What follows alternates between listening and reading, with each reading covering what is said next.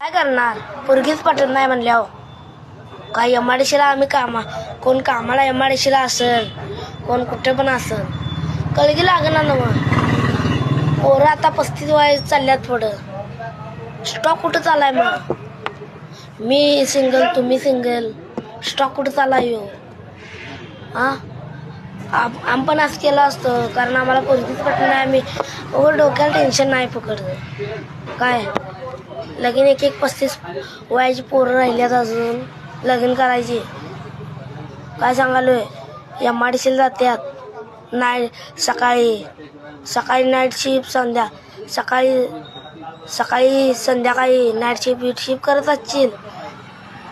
पुरी बघणार कुठे तिने एमआयडीसीत? संध्याकाळचं कुठं असतात कोण पुरी?